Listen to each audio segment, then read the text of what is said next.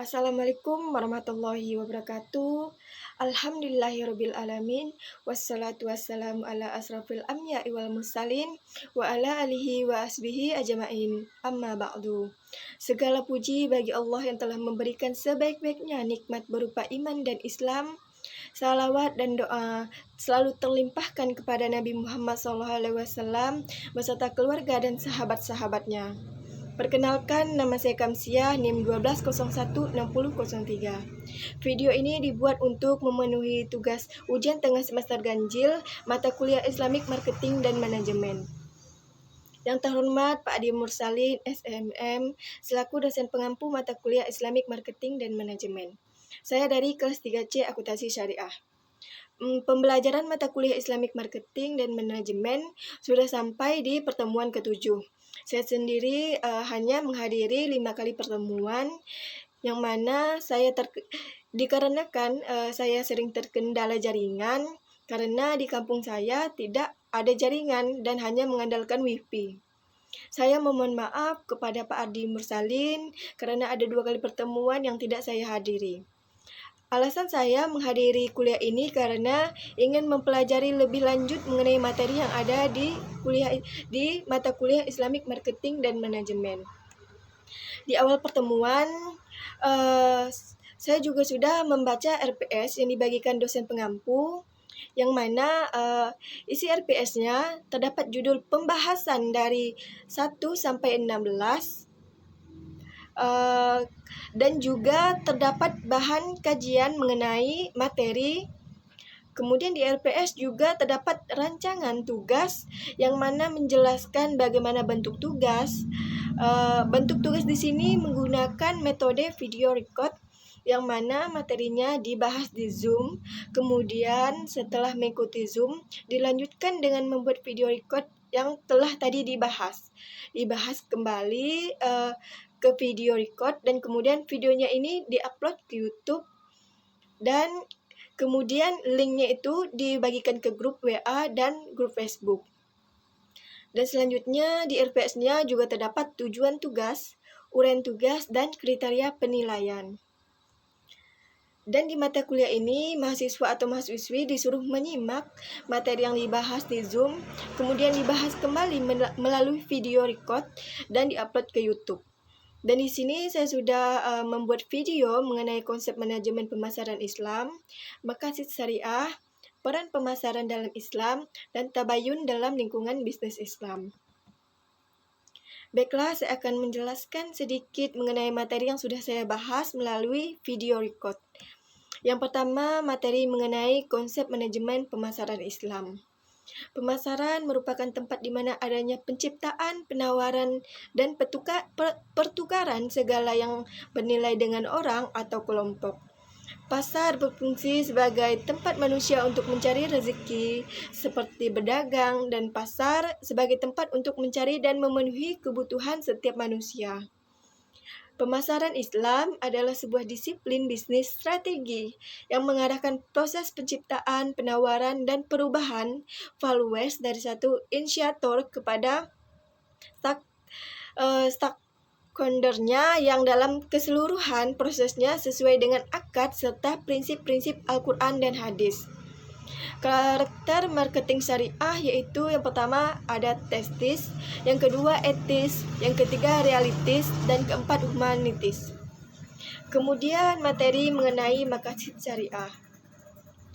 Maqasid syariah menurut Imam Syatibi, Allah menurunkan syariah atau aturan hukum tidak lain selain untuk mengambil kemaslahan dan menghindari kemudaratan. Dengan bahasa yang lebih mudah, aturan-aturan hukum yang ada tentunya hanyalah untuk kemaslahan manusia itu sendiri. Maqasid syariah dalam pemasaran, manajemen pemasaran berlandasan maqasid syariah adalah studi, program, pelaksanaan prosedur, dan penanganan proses yang dibangun dengan maksud mewujudkan, membentuk, dan melindungi interaksi yang komersial dengan pasar, target dengan implikasi untuk menyampaikan arahan organisasi dengan memfokuskan kepada kadar syariah dan berlandasan maslahah. keseimbangan serta memprioritaskan adanya sikap kerelaan dan kasih sayang di antara penjual dan pembeli. Senada dengan itu, studi orientasi pasar sering mengemukakan bahwa perusahaan perlu memonitor perubahan pasar dan beradaptasi dengan kebutuhan pelanggan untuk meningkatkan kinerja perusahaan. Selanjutnya, materi mengenai peran pemasaran dalam Islam. Marketing adalah bahasa Indonesia biasa dikenal dengan istilah pemasaran. Marketing adalah ujung tombak suatu bisnis. Untung ruginya bisnis dapat dilihat dari proses marketingnya. Oleh karena itu, orang yang berkedudukan sebagai staf marketing harus pandai dalam menyusun strategi. Jangan sampai dalam mengambil strategi karena dampaknya terhadap kehidupan bisnis sangat tinggi. Marketing harus memiliki yang baik dalam menangani masalah di pasar. Kemudian hal itu perlu dilakukan agar produk yang dihasilkan nanti dapat diterima masyarakat. Perhatikan juga harga barang yang di pasar. Jangan sampai produk yang dipasarkan nantinya menjadi kalah saing dengan perusahaan lain. Lanjut ke materi berikutnya, yaitu materi mengenai tabayun dalam lingkungan bisnis Islam. Tabayun secara bahasa memiliki arti mencari kejelasan sesuatu sehingga jelas benar keadaannya. Sedangkan secara istilah adalah meneliti dan menyeleksi berita tidak tergesa-gesa dalam menentukan masalah baik dalam hal hukum, kebijakan dan sebagainya sehingga jelas benar permasalahannya. Adapun pentingnya tabayun dalam pemasaran, tabayun sangat penting dalam pemasaran karena Allah Subhanahu wa taala telah memperingatkan orang beriman tentang pentingnya tabayun terhadap suatu kabar berita merupakan kewajiban bagi kita dalam hidup bermasyarakat. Oleh sebab itu, terkadang kabar berita yang kita terima kebenarannya tidak bisa dipertanggungjawabkan. Adapun surah yang menjelaskan tabayun yaitu terdapat dalam Quran surah Al-Hujurat ayat 6 yang berbunyi, Ya ayyuhalladzina amanu in ja'akum fasikum bina'in fatabayyun an tusibu ma qauman bijahatin fa tusibu ala ma fa'atum nadimin. Yang mana isi kandungannya ialah bahwa Allah memerintahkan kita jika ada orang yang fasik memberikan suatu berita, hendaklah memeriksa berita tersebut. Apakah berita tersebut benar atau tidak, agar berita yang disampaikan tersebut tidak menjadi musibah bagi kita. Kemudian tujuan tabayun. Yang pertama, menjaga keharmonisan umat manusia. Yang kedua, menjaga jiwa dan harta manusia. Ketiga, pertanda kematangan akal dan cara berpikir. Keempat, menjaga kehormatan dan ketenteraman masyarakat dari keputusan yang tergesa-gesa dan tanpa didasarkan pada studi dan penelitian. Yang kelima, menjauhkan keraguan serta bisikan tipu daya setan. Adapun lingkungan bisnis Islam. Lingkungan bisnis Islam adalah faktor-faktor yang mempengaruhi aktivitas bisnis dalam suatu lembaga, organisasi, atau perusahaan dengan berlandasan Islam. Faktor yang mempengaruhi tidak hanya internal tetapi juga eksternal. Adapun dalam perspektif Islam, bisnis dapat dipahami sebagai serangkaian aktivitas bisnis dalam berbagai bentuknya yang tidak dibatasi jumlah kepemilikan hartanya maupun profitnya atau laba yang diperoleh. Namun dibatasi dalam cara perolehan dan pemberdayaan hartanya. Adapun manfaat mempelajari tabayun dalam lingkungan bisnis Islam. Banyak sekali manfaat yang saya dapatkan setelah mempelajari materi mengenai tabayun ini. Mulai dari pengertian tabayun, ayat-ayat Al-Quran yang membahas mengenai tabayun, pentingnya tabayun dalam kehidupan, terutama dalam perekonomian. Selanjutnya, saya akan membahas mengenai teori-teori yang berkenaan dengan Islamic marketing dan manajemen. Kemudian untuk pembukanya saya akan membacakan surah Al-Hujurah dan surah Al-Maidah. Bismillahirrahmanirrahim. Ardi waqtagu min fadilahi wazzukuru laha kaisiral salatu fantasiu fi faiza quriyatis la'allakum tuflihun. Yang mana isi kandungan surah ini adalah Allah menegaskan bahwasanya tidak menyepelekan aktivitas duniawi yang kita jalani, seperti dikatakannya apabila solat telah dilaksanakan maka bertebarkanlah kamu di bumi. Artinya setelah solat dilaksanakan, kita bisa kembali bekerja untuk mencari rezeki, tetapi ketika waktunya sholat tiba, hentikan aktivitas duniawi dan berikan atensi penuh untuk menunaikan ibadah. Ayat ini menyeru umat manusia untuk mencari rezeki, sebab Allah mengetahui semua tindak tanduk umatnya, bahkan yang tersembunyi sekalipun. Kaitan surah ini dengan pemasaran adalah saat kita sedang melakukan jual beli, kita dilarang untuk melakukan kecurangan. Kita harus untuk melakukan jual beli ini yang mana harus sesuai dengan syariat Islam, yaitu dengan sikap yang jujur dan amanah agar kita mendapatkan keridhaan dan berkah dari Allah Subhanahu wa taala. Lanjut ke Quran surah Al-Maidah ayat 2 yang berbunyi, Bismillahirrahmanirrahim.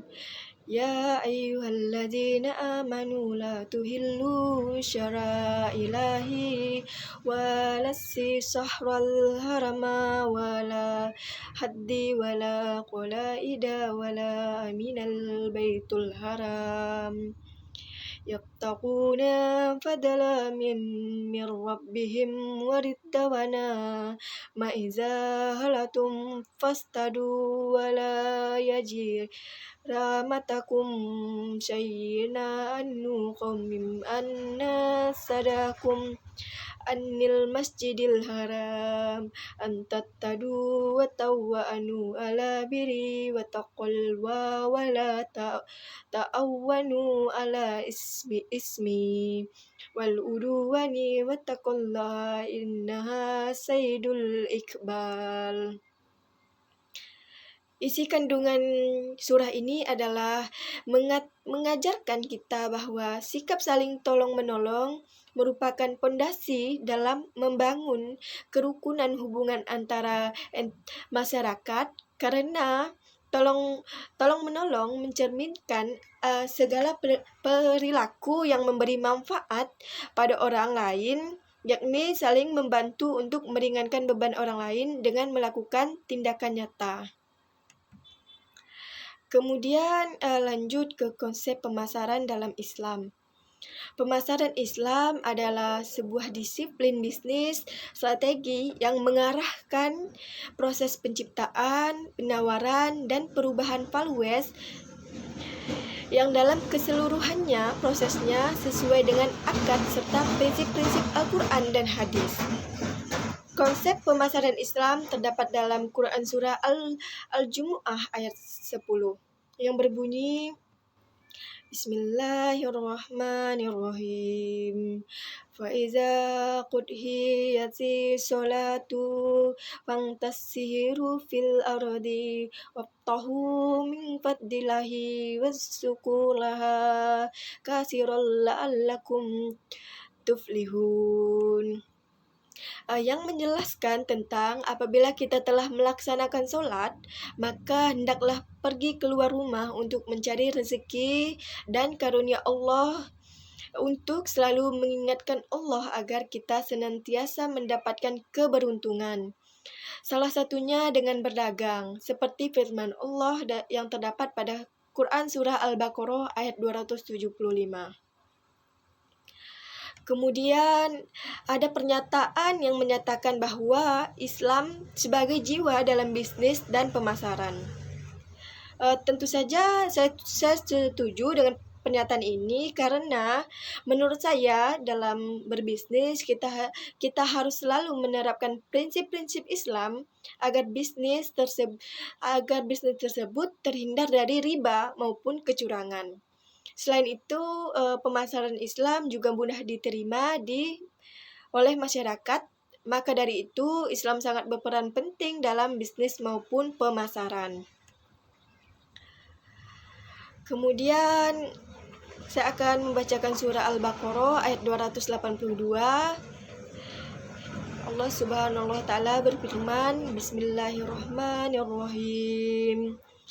Ya ayyuhallazina amanu idza tadayyanatum bidainin illa ajalim musamma faktubu adli wala yabaqatibun ay yaktuba kama bil wa yaktum bainakum qati haqqu wal yattaqillaha rabbahu wala allamahu lahu falyaktum walyumu lillazi allahil haqqu safihan aw da'ifan aw la yastati'uhu say'a fa iza kanazzali alaihim yakbas min hiddu sayhi aidi mil rojikum fa adawat tasi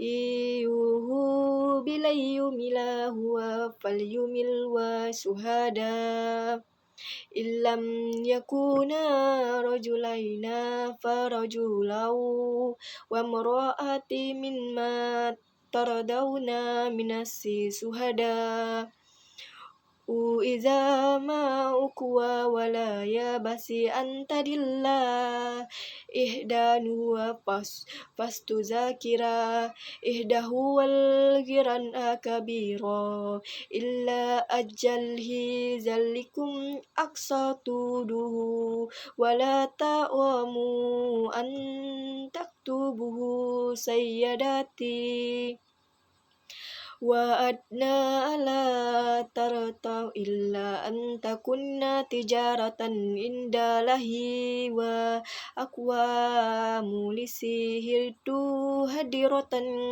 tudiruhuna bainakum falaisa allakum junahum la alla taktubuha wa ashid wa in taf'alu fa innahu futukum izza tabayyutum wala yudarra katibu wa ala sayyibum wa takallum wa yu'alikum lakum wa lahum bikulli say'in alim. Isi kandungan surat ini yaitu tentang jika kita hendak bermuamalah tidak secara tunai untuk waktu yang tidak ditentukan, maka hendaklah untuk dicatat atau ditulis secara jujur dan benar agar tidak ada yang lupa dan menghindari penipuan. Ayat ini juga menegaskan untuk mempunyai 2 orang saksi laki-laki. Namun apabila tidak ada 2 orang laki-laki, maka boleh seorang lelaki dan juga 2 orang perempuan dari saksi-saksi yang dipercaya. Agar jika seseorang lupa, maka seseorang lagi bisa mengingatkannya. Kemudian di Quran Surah Al-Hujurat ayat 12 Allah Subhanahu wa taala berfirman, Bismillahirrahmanirrahim. Ya ayyuhallazina amanatu tannibu katsiran minal azani inna ba'daz zani ismu wala tajassu wala yaqtab badukum bada'a yuhibbu adukum ayyakulla lahma akihi maitan faqaritum wataqulla innallaha tawwabur rahim. Artinya, hai orang-orang yang beriman, jauhilah kebanyakan dari prasangka, kerana sebagian dari prasangka itu dosa. Dan janganlah mencari-cari keburukan orang, dan janganlah mengunjing satu sama lain. Adakah seseorang di antara kamu yang suka memakan daging saudara yang sudah mati? Maka tentulah kamu merasa jijik kepadanya dan bertakwalah kepada Allah. Sesungguhnya Allah Maha Penerima Tobat lagi Maha Penyayang. Isi kandungan dalam surah ini yaitu menegaskan kepada kita untuk menghindari kecurangan yang tidak berdasar. Kecurigaan merupakan pemikiran buruk tanpa dasar. Pemikiran buruk inilah yang menyebabkan seseorang terjerumus ke dalam dosa.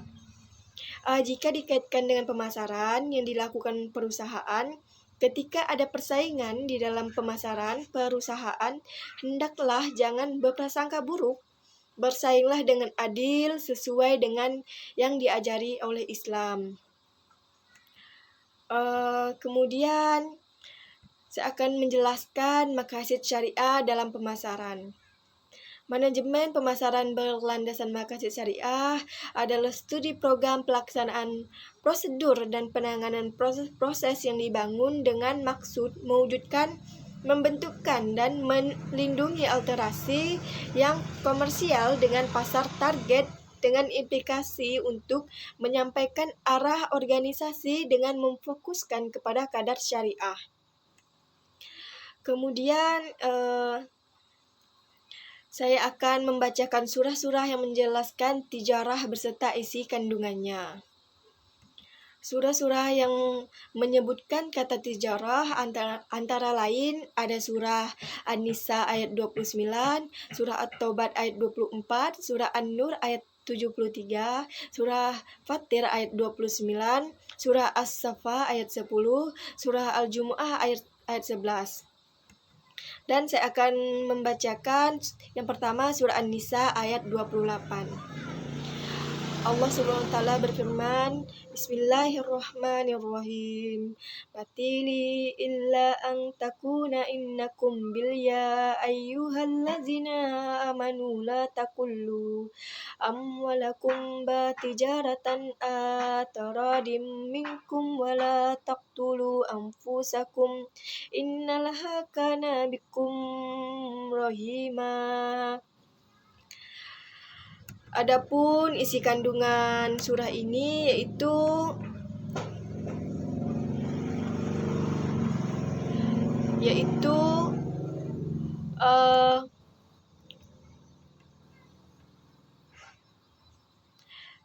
surah An-Nisa ayat 29 berisi tentang larangan untuk memakan harta orang lain atau harta diri sendiri dengan jalin yang batil, kecuali atas dasar suka sama suka. Ayat ini juga melarang kita untuk membunuh diri kita sendiri,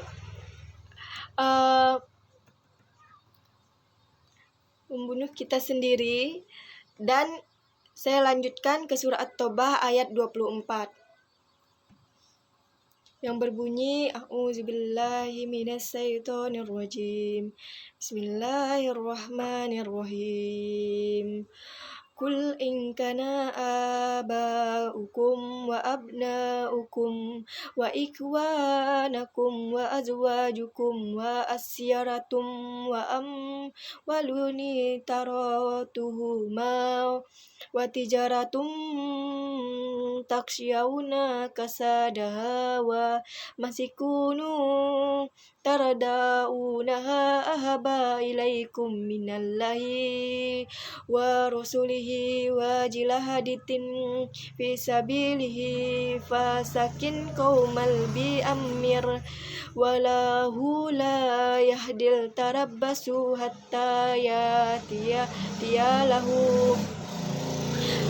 Isi kandungannya surah At-Taubah ayat 24 yaitu tentang peringatan bahwa jika orang-orang yang beriman lebih mencintai bapak-bapaknya, anak-anaknya, dan saudara-saudaranya, istri-istrinya, kaum keluarganya, harta kekayaannya, perniagaannya dan rumah-rumahnya daripada mencintai Allah dan Rasul-Nya serta berijtihad menegaskan asmanya, maka biarlah mereka berbuat demikian sampai datang saatnya bahwa Allah akan mendatangkan siksa kepada mereka cepat atau lambat. Mereka yang bersifat demikian itu adalah orang-orang yang fasik yang tidak akan mendapatkan hidayah dari Allah Subhanahu wa taala. Kemudian lanjut ke surah An-Nisa ayat 37 yang berbunyi Bismillahirrahmanirrahim. Salati wa ita izhihim tijaratu wala bay'um an zikrillahi wa ikamis rijalulatul absar zakati yakhafuna yawmal tatakallabu fihim qulubuhu wal. Isi kandungan surah ini yaitu tentang orang-orang yang dilalaikan oleh peniagaan dan perdagangan dari mengingatkan Allah, menegaskan solat, dan menunaikan zakat kepada orang-orang yang berhendak menerimanya. Mereka takut kepada hari kiamat yang hati akan terguncang antara harapan untuk selamat dan takut dari kebinasaan. Dan pandangan-pandangan berbolak-balik pada hari itu untuk melihat kemana tempat kembali mereka. Lanjut ke surah Fatir ayat 29 yang berbunyi Bismillahirrahmanirrahim. Salata wa anfuku mimma razaqnahum innal ladzina yatluna bitaballahi wa akamus sirawa ala nisyat yarjuna tijaratan lan takbur. Isi kandungan surah Fatir ayat 29 ini yaitu tentang orang-orang yang selalu membaca Al-Quran dan melaksanakan serta menginfakkan sebagian rezekinya secara terang-terangan dan diam-diam, maka orang itu tidak akan rugi dalam melakukan perdagangan. Kemudian lanjut ke surah Al-Asaf ayat 10 yang berbunyi Bismillahirrahmanirrahim. Ya ayyuhallazina amanu hal adalakum ala tijaratin tujikum min azabin alim. Isi kandungan surah ini yang mana tentang Allah menginginkan atau menunjukkan perdagangan yang dapat menyelamatkan kita dari azab yang pedih. Lanjut ke surah Al-Jumu'ah ayat 11 yang berbunyi Bismillahirrahmanirrahim. Wa idza ra'au tijaratam aw lahwanil fadu illa wa tarakuka qaima kul ma indallahi qarim minal lahwi wa minal tijarah walahu qarirul rozikin. Isi kandungan surah ini yaitu tentang apa yang ada di sisi Allah Subhanahu wa taala lebih penting dari perdagangan dan permainan. Jika engkau sedang melaksanakan suatu ibadah, maka jangan hentikan ibadahmu hanya karena perdagangan atau permainan. Itulah yang surah-surah yang berkaitan dengan tijarah. Dan kemudian saya akan melanjutkan apa saja yang dimaksud dengan riba. Kemudian riba adalah kelebihan tambahan dalam pembayaran utang piutang atau jual beli yang disyaratkan sebelum oleh salah satu pihak. Jenis-jenis riba dalam Islam ada dua. Yang pertama, riba hutang piutang. Riba yang mengambil keuntungan lebih dari suatu hutang, contohnya riba qard dan riba jahiliyah. Riba qard adanya persyaratan kelebihan pengembalian pinjaman yang dilakukan di awal akad perjanjian. Hutang-hutang oleh pemberi pinjaman terhadap yang berhutang tanpa tahu apa kelebihan tersebut digunakan. Contoh dari riba fraud ini yaitu seperti rentenir yang meminjamkan uang 10 juta kepada peminjam. Kemudian, peminjam harus mengembalikan 11 juta tanpa dijelaskan kelebihan dana tersebut. Untuk apa?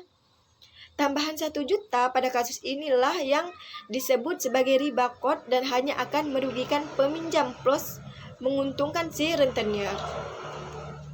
Kemudian riba jahiliyah adalah adanya tambahan nilai hutang karena adanya tambahan tempo pembayaran hutang yang disebabkan peminjam tidak mampu membayar hutang pada waktu yang telah disepakati. Praktik riba ini seperti banyak diterapkan pada masa jahiliyah. Contoh riba ini yaitu pemberi hutang berkata kepada pihak penerima hutang saat jatuh tempo, kamu lunasi hutang sekarang sesuai jumlah kamu berhutang atau membayar di kemudian hari dengan syarat adanya tambahan jumlah hutang. Inilah contoh dari riba jahiliyah. Dan yang kedua, riba jual beli. Penambahan nilai barang yang dibeli oleh konsumen. Contohnya pada riba fadlil dan riba nasi'ah. Riba fadl adalah pertukaran atau jual beli barang ribawi dengan kualitas atau kadar takaran yang berbeda. Barang ribawi ini sendiri disebut dalam hadis sebagai emas, perak, gandum merah, garam, dan kurma. Dalam hadis lain disebutkan sebagai emas, perak, dan bahan makanan. Sehingga dalam Islam, untuk barang-barang tersebut, pertukaran yang dilakukan haruslah memenuhi jumlah dan kuantitas yang sama. Contoh praktik riba fadl misalnya, seseorang menukar 10 gram emas dengan 11 gram emas. Contoh lainnya, 2 kilo gandum berkualitas baik ditukar dengan 3 kilo gandum yang berkualitas tidak baik. Dan saya akan menjelaskan apa yang dimaksud dengan talaqi rubban. Talaqi rubban adalah pembelian barang dengan cara mencegat orang desa sebelum sampai di pasar agar ia dapat mengambil keuntungan dengan harga yang murah. Adapun kemudian yang disebut dengan bai najasi, yaitu rekayasa pasar dalam demam atau permintaan yang terjadi apabila seorang produsen menciptakan permintaan palsu sehingga seolah-olah ada permintaan yang terdapat harga suatu produk yang menyebabkan harga jual produk tersebut naik. Dan selanjutnya tadlis. Apa yang dimaksud dengan tadlis? Tadlis itu penipuan. Kondisi di mana salah satu pihak tidak mengetahui kondisi yang sebenarnya, tidak diketahui oleh salah satu pihak sehingga pihak yang lain memiliki informasi lebih memanfaatkan kondisi tersebut untuk mendapatkan keuntungan dengan cara menipu pihak yang tidak tahu. Kemudian ada jual beli ghar, yaitu ketidakpastian dalam transaksi yang diakibatkan dari tidak terpenuhnya ketentuan syariah dalam transaksi tersebut. Dampak dari transaksi yang mengandung ghar adalah adanya penzaliman atas salah satu pihak yang bertransaksi sehingga hal ini dilarang dalam Islam. Kemudian lanjut ke ihtikar. Ihtikar ini kegiatan untuk menimbun barang lalu dijual saat harga tinggi dengan tujuan mendapatkan keuntungan yang sebesar-besarnya tanpa melihat kesusahan orang lain. Inilah yang dimaksud dengan ihtikar atau mengambil keuntungan. Kemudian lanjut ke materi berikutnya, peran pemasaran dalam Islam.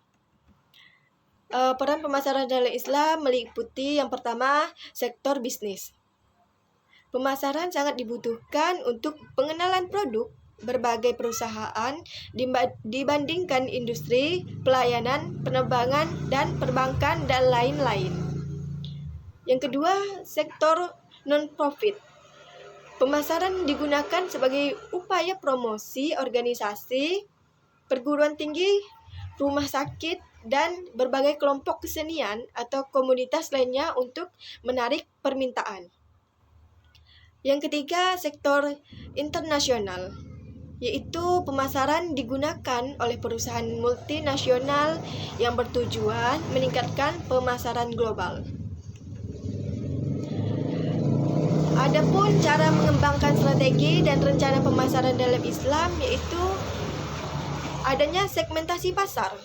Segmentasi pasar merupakan sebuah dasar yang digunakan untuk mengetahui beberapa segmen yang berbeda dalam pasar.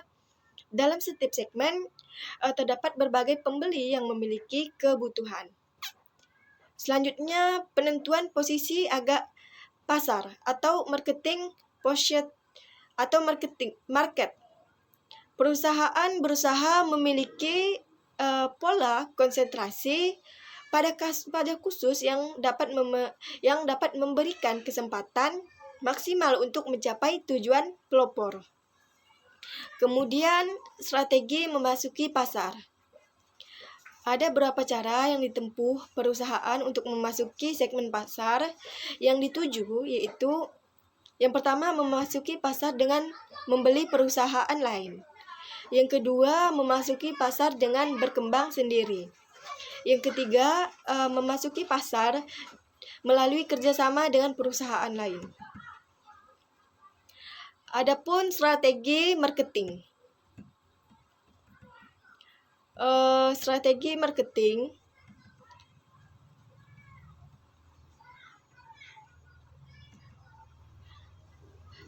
marketing mix merupakan kombinasi dari 4 variabel atau kegiatan yang merupakan inti dari sistem pemasaran perusahaan, yaitu produk, harga, promosi, dan distribusi. Strategi penentuan waktu adalah apabila perusahaan telah menemukan kesempatan yang baik, menetapkan tujuan, dan mengembangkan suatu strategi pemasaran, bukan berarti bahwa perusahaan tersebut dapat segera beroperasi. Dan kemudian pengkajian peluang pertumbuhan. Pengkajian peluang pertumbuhan dapat dilakukan dengan perencanaan bisnis baru, penyusunan, dan penghilangan bisnis lama. Lanjut, mengapa perusahaan harus melakukan tabayun dalam mengenal bisnis? Yaitu penting bagi perusahaan lingkungan bisnis melakukan tabayun ialah agar terjaga kehormatan dan ketentraman lingkungan bisnis dari keputusan yang tergesa-gesa. Dan supaya selalu tabayun dalam menghadapi berita yang disampaikan agar tidak menerima berita yang belum tahu kebenarannya. Menerapkan tabayun juga dapat menjaga keharmonisan di dalam lingkungan bisnis sebuah perusahaan. Dan kemudian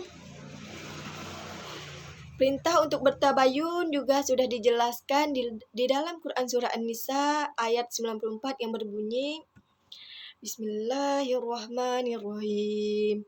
Ya ayyuhallazina amanu iza darraktum fi sabilillahi fatabayyuna wa la taqullu liman alqa ilaikumus salama lasta mu'mina tabtaguna ardhal hayatid dunya fa ikdalahi maghanimu qasira kazalika kuntum min qablu famanalahu alaikum fatabayyun innallaha kana bima ta'maluna khabira.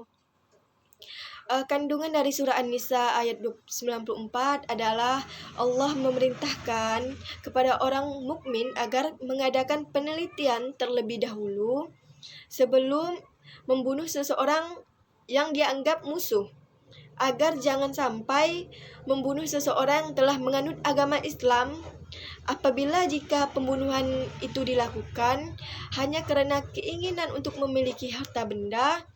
Allah Subhanahu wa Ta'ala memperingatkan bahwa orang-orang mukmin tidak boleh berbuat demikian, sebab ini telah menyediakan rahmat yang banyak bagi orang-orang yang beriman kepadanya dan mematuhi segala ketentuan-ketentuan yang sudah dimiliki, yang sudah diperingati Allah Subhanahu wa taala. Kemudian lanjut, pentingnya mempelajari riset pemasaran dalam Islam. Riset pemasaran merupakan kegiatan penelitian dalam bidang pemasaran.